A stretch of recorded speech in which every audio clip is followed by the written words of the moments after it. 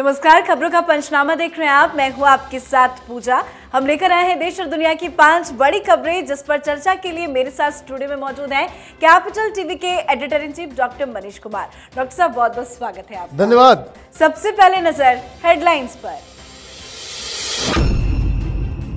Mission Karnataka से मुंबई में मातोश्री के पास रैली तक मोदी का बजा डंका। मोदी ने आज मुंबई मेट्रो की 2 लाइनों का किया उद्घाटन। मुंबई को दी 38,000 करोड़ की सौगात। पठानकोट में राहुल गांधी ने रैली को किया संबोधित। कांग्रेस के कई दिग्गज रहे मौजूद। पंजाब के बाद भारत जोड़ो यात्रा की हुई जम्मू कश्मीर में एंट्री। नीतीश का वीवीआईपी कल्चर, आम लोग हुए परेशान। नीतीश के काफिले के लिए 2 ट्रेनों पर लगी ब्रेक, तो वहीं आरजेडी नेता सुरेंद्र यादव ने सेना का किया अपमान। दिल्ली के जंतर मंतर पर पहलवानों का कुश्ती संघ के खिलाफ हल्ला बोल। फेडरेशन पर पहलवानों के गंभीर आरोप। इस्तीफा दे सकते हैं कुश्ती महासंघ के अध्यक्ष बृजभूषण सिंह। प्रोफेसर मुक्तदर खान ने दिया बड़ा बयान। कहा 2023 में पाकिस्तान के हो सकते हैं टुकड़े, भारत चाहे तो कर दे चढ़ाई। बयान पर हलचल हुई।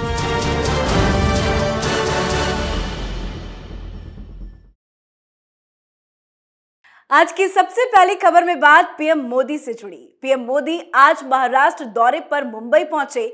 मुंबई में लगभग 38,000 करोड़ रुपए की परियोजनाओं के उद्घाटन और शिलान्यास कार्यक्रम में हिस्सा लिया।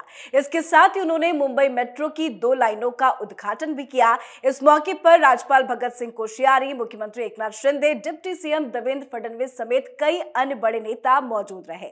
मुंबई से पहले पीएम मोदी सुबह कर्नाटक के दौरे पर थे, जहां उन्होंने कर्नाटक के यादगिरी और कलाबुर्गी जिलों के दौरे के दौरान सिंचाई, पेयजल और राष्ट्रीय राजमार्ग विकास परियोजनाओं का शिलान्यास और उद्घाटन किया। पहले कर्नाटक, उसके बाद मुंबई में बीएमसी चुनाव है। उसके पहले महाराष्ट्र को कितनी बड़ी सौगात? देखिए, महाराष्ट्र को तो सौगात मिल ही रहा है, साथ में कर्नाटक को भी मत भूलिए, वहां भी चुनाव होने वाले हैं। और चुनाव से पहले प्रधानमंत्री मोदी इस तरीके से एक के बाद एक योजनाओं को अलग अलग जगहों पे, अलग अलग राज्यों में, खासकर जहां चुनाव होने वाले होते हैं, वहां घोषणा करते ही भारतीय जनता पार्टी के इमेज में एक कह सकते कि 4 चांद लग जाता है कि ये पार्टी डेवलपमेंट करने वाली पार्टी है। और ये भारतीय जनता पार्टी, मोदी सरकार, प्रधानमंत्री मोदी, उनका एक बहुत बड़ा कह सकते कि हथियार है कि बीजेपी जहां है वहां विकास है। और साथ ही साथ हिंदुत्व विचारधारा और डेवलपमेंट, हिंदुत्व और विकास, ये 2 धारी तलवार जो भारतीय जनता पार्टी ने तैयार की है हर चुनाव के लिए। तो कर्नाटक में चुनाव है तो वहाँ उन्होंने बहुत सारी योजनाओं की घोषणा की। लेकिन मुंबई तो ईगो का सवाल है। प्रधानमंत्री मोदी और अमित शाह किसी भी कीमत पर मुंबई के बीएमसी चुनाव को जीतना चाहते हैं, और वो इसलिए क्योंकि उससे इस बात की पुष्टि होगी कि उन्होंने जो उद्धव ठाकरे और एकनाथ शिंदे के बीच जो द्वंद्व हुआ, उसमें जो रोल अदा किया एकनाथ शिंदे को चीफ मिनिस्टर बनाकर, वो फैसला जस्टिफाई होगा। अगर भारतीय जनता पार्टी जो पिछले चुनाव में शिवसेना से कुछ ही सीट पीछे थी, इस बार उसे हराने में कामयाब हो जाती है, तो 2 चीज़ें होंगी। एक, उद्धव ठाकरे की जो शिवसेना है उसके अस्तित्व के ऊपर खतरा मंडराने लगेगा, क्योंकि इसके बाद तो एकनाथ शिंदे के साथ मुंबई भी शिफ्ट हो जाएगा। साथ ही साथ ये जो ईगो की लड़ाई चल रही थी, क्या आपने वादा खिलाफी किया, और जो तमाम तरह के आरोप प्रत्यारोप शिवसेना उद्धव ठाकरे गुट की तरफ से जो लगता रहा है, उसको भी करारा जवाब मिलेगा। तो 2 चीज़ें हैं। एक तो नॉर्मल चुनाव नहीं है ये प्रधानमंत्री मोदी और अमित शाह के ईगो का भी सवाल है, और दूसरा उद्धव ठाकरे की शिवसेना और उनके बड़बोले नेताओं को सबक सिखाना है। इस ध्येय से भारतीय जनता पार्टी इस बार बीएमसी चुनाव में कूद रही है, और इसलिए 38,000 करोड़ का उपहार दिया जा रहा है। जी बिल्कुल। अब बात करते हैं कांग्रेस की भारत जोड़ो यात्रा की। राहुल गांधी अपने अग्निपथ पर आखिरी पड़ाव पर है। पंजाब के पठानकोट से होते हुए कांग्रेस की भारत जोड़ो यात्रा जम्मू कश्मीर में एंट्री ले चुकी है। पठानकोट में कांग्रेस ने रैली का आयोजन किया था, जिसमें कांग्रेस के कई बड़े बड़े दिग्गज नेता भी शामिल होने पहुंचे थे। मंच से राहुल गांधी ने एक बार फिर आरएसएस और बीजेपी पर हमला बोला। राहुल गांधी ने कहा कि बीजेपी और आरएसएस ने लोगों में डर फैला रखा है। साथ ही कहा मीडिया सिर्फ मोदी को दिखाती है। तो वहीं कश्मीर में राहुल गांधी की सुरक्षा को लेकर सख्ती कर दी गई है। सुरक्षा एजेंसियों ने राहुल को पैदल चलने के बजाय कार से चलने की सलाह दी है। तो वहीं कश्मीर में राहुल गांधी के साथ महबूबा से लेकर अब्दुल्ला कदम ताल करते नजर आएंगे। भारत जोड़ो यात्रा की कश्मीर में एंट्री कितना बड़ा चैलेंज राहुल गांधी के लिए। राहुल गांधी को धन्यवाद देना चाहिए प्रधानमंत्री मोदी को कि आर्टिकल 370 हटाकर वहां पे हर किसी नेताओं को लाल चौक तक जाकर तिरंगा फहराने का अधिकार मिल गया। कांग्रेस पार्टी की रिजीम थी जब राहुल गांधी की परिवार के नाम पे देश में सरकार बनती थी। यूपीए 1, यूपीए 2, उसके पहले तमाम जो कांग्रेस की सरकारें आई, उस वक्त कोई लाल चौक पे जाकर श्रीनगर में लाल तिरंगा झंडा फहरा नहीं सकता था। तो ये जो इन्होंने योजना बनाई कि वो वहां जाएंगे और अपने भारत जोड़ो यात्रा का समापन समारोह लाल चौक पे करेंगे, इसके लिए तो क्रेडिट प्रधानमंत्री मोदी को ही देना पड़ेगा। क्योंकि अब वो स्थिति पैदा हो गई है कि जहां पे हिंदुस्तान की पॉलिटिकल पार्टीज वहां पे जाकर अपना पॉलिटिकल कार्यक्रम कर सकती है। रही बात इस यात्रा की, तो यात्रा तो चल रहा है, उसमें कुछ विघ्न भी उत्पन्न हो जा रहे हैं बीच बीच में, वो भी मैनेजमेंट की गलतियों की वजह से।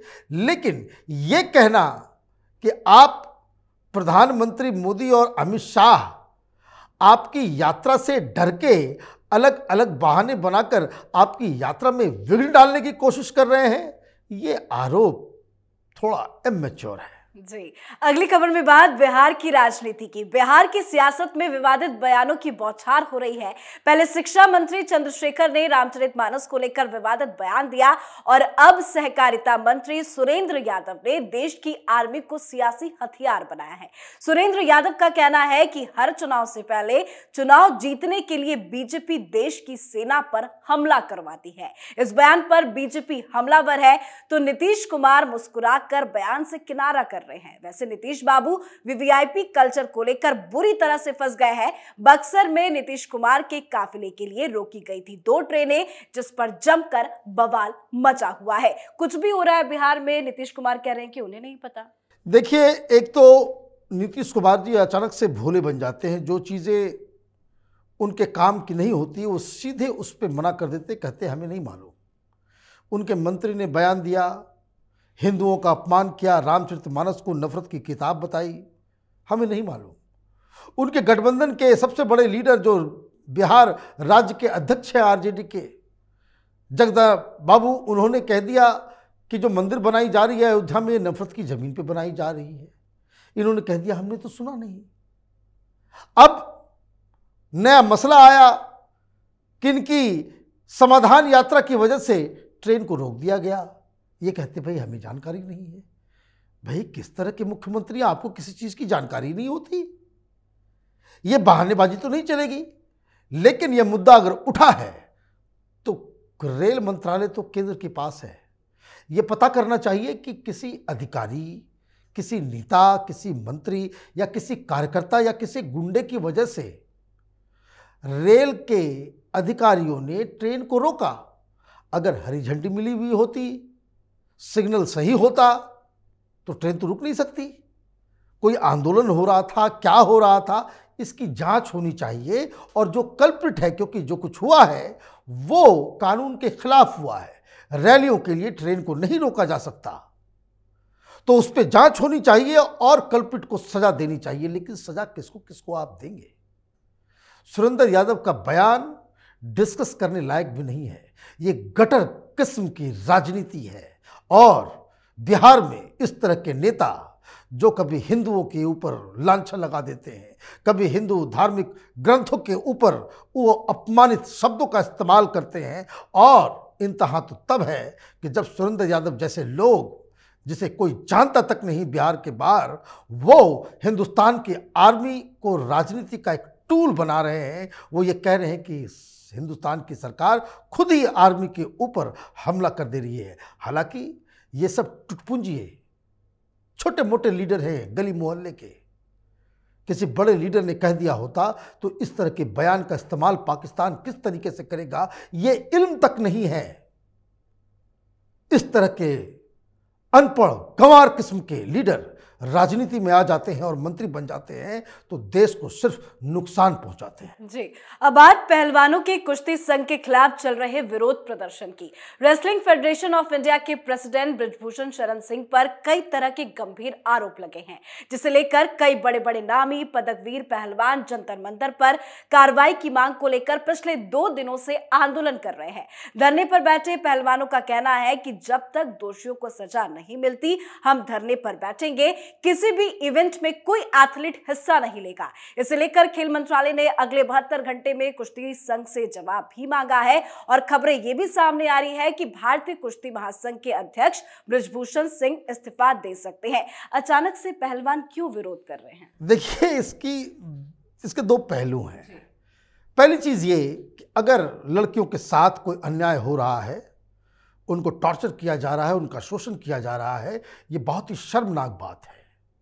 इसके लिए जो कोई भी जिम्मेदार हो, जिसकी भी गलती हो, उसे कड़ी से कड़ी सजा देनी चाहिए। आप बच्चियों के साथ, खिलाड़ियों के साथ इस तरह का व्यवहार नहीं कर सकते, उन्हें ब्लैकमेल नहीं किया जा सकता, चाहे वो कोई भी हो। तो पहली चीज तो ये विरोध प्रदर्शन के लिए जंतर मंतर को तो इन्होंने चुन लिया, लेकिन यह भी उनको बताना चाहिए, सबूत देना चाहिए कि वो किन किन अधिकारियों के पास ये कंप्लेन लेकर के गए कि चूंकि मसला ये लड़कियों का हो गया, शोषण का हो गया, तो ये एक दूसरे जोन में चला जाता है जिसमें रीजन आउट करना बड़ा मुश्किल हो जाता है। कोई आदमी ये नहीं कहेगा कि बच्चों के साथ ऐसा हो रहा है तो आप, लेकिन जब आप इस तरह के आरोप लगाते हो तो आपके सिर्फ बयान से ये सफिशिएंट नहीं है कि हमारे साथ हो रहा, हमारी कोई सुनवाई नहीं हो रही। सुनवाई तो तब होगी जब कहीं आपने कंप्लेन किया हो, वो नजर नहीं आ रहा। तो फिर क्या हो रहा है, ये दूसरा पहलू मैं आपको बताता हूं। दरअसल यह मसला इस तरीके से है कि सारे पहलवान हरियाणा से आते हैं और अध्यक्ष उत्तर प्रदेश का कैसे होगा। बाकी राजनीति है, ये इस्तीफा दिलवाया जा रहा है। अगर किसी के पास सबूत है, आज के जमाने में कोई चुप बैठता है? कोई ये कहे कि किसी गोल्ड मेडलिस्ट पहलवान को कोई छोटा अधिकारी वो उसे तंग करने लग जाए? भाई, इन पहलवानों से तो सीधे सीधे प्रधानमंत्री से मिलना जुलना है, पीएमओ का फोन नंबर इनके पास होता है। तो खैर, राजनीति है, उसका एक अलग पहलू है। कुल मिलाकर के बात यही लग रहा है कि ये सारी चीजें हरियाणा के पहलवान, उनके ऊपर यूपी का कोई लीडर कैसे बॉस बन सकता है, उसी की लड़ाई लग रही है। जी, अब बात करते हैं आखिरी खबर की। पिछड़ते पाकिस्तान की हालत दिन प्रतिदिन खराब होती जा रही है। विदेशी मदद के बाद भी ऐसा नहीं लगता कि पाकिस्तान की आर्थिक स्थिति में जल्द किसी तरह का सुधार होगा। इसी बीच पाकिस्तान के हालात को देखते हुए अमेरिका के डेलावेयर यूनिवर्सिटी में इस्लामिक स्टडीज प्रोग्राम के डायरेक्टर प्रोफेसर मुक्तदर खान ने बड़ा बयान दिया है। उन्होंने कहा है कि भारत चाहे तो जंग का ऐलान कर पीओके और बाकी इलाकों को अपने में मिला सकता है। क्या कह रहे हैं ये? देखिए, ये बात कोई हवा में लटकी हुई बात नहीं है। 3 दिन पहले हमने भी प्रोग्राम किया था कि इस तरह की खबरें, इस तरह के संदेश, इस तरह के इशारे मोदी सरकार की तरफ से दिए जा रहे हैं कि कुछ भी हो सकता है। और बात लॉजिकल भी है। अगर हिंदुस्तान को पीओके को अपने आप में मिलाना है, पाकिस्तान से छीनना है, वहां पे ग्राउंड स्थिति ऐसी तैयार हो चुकी है कि पीओके के लोग, गिलगित बल्टिस्तान के लोग भारत में शामिल होना चाहते हैं। एक दूसरा, अगर भारत चढ़ाई कर दे तो क्या पाकिस्तान डिफेंड कर पाएगा? अभी तो एक दिन के खाने के लिए भी उनके पास पैसे नहीं है। कटोरा लेकर के उसके प्रधानमंत्री जहां तहां घूम रहा है, कहीं से पैसे मिल नहीं रहे हैं। वॉर बहुत एक्सपेंसिव खेल है, यह हर कोई नहीं खेल सकता। और अगर स्ट्रैटेजी के हिसाब से देखें, आप अपने दुश्मन पे कब हमला करते हैं? जब वो बिल्कुल कमजोर हो। तो 70 साल के एग्जिस्टेंस में 1947 के बाद से अब तक पाकिस्तान की जो अभी ताज़ा हालात हैं, उसमें आप ये कह सकते हैं कि सबसे कमजोर, सबसे दुर्बल, असहाय पाकिस्तान कभी इन 70 सालों में हुआ तो वो आज के दौर में है। तो बस भारत के सेनाध्यक्ष ने भी कह दिया कि मुझे तो बस आदेश की जरूरत है, हम हर किला को फतह करने के तैयार हैं। ये बयान 3 दिन पहले आया है, तो इंतजार कीजिए। वैसे धन्यवाद देंगे इस पाकिस्तानी प्रोफेसर को, इनके मुंह में घी शक्कर कि भारत ऐसा फैसला करे और भारत की जो मैप है जिस पे कंट्रोवर्सी होता है वो सदा के लिए खत्म हो जाए। जी, बहुत बहुत धन्यवाद बातचीत के लिए। धन्यवाद। खबरों का पंचनामा में आज के लिए फिलहाल इतना ही, पर आज अपने शो ब्लैक एंड व्हाइट में एक बार फिर से नोटबंदी को लेकर बड़ा खुलासा करेंगे, तो देखना ना भूले ब्लैक एंड व्हाइट। साथ ही देश विदेश की बाकी खबरों और उनके सटीक एनालिसिस के लिए देखते रहिए कैपिटल टीवी। हमें लाइक कीजिए, शेयर कीजिए और कैपिटल टीवी को सब्सक्राइब कीजिए। नमस्कार।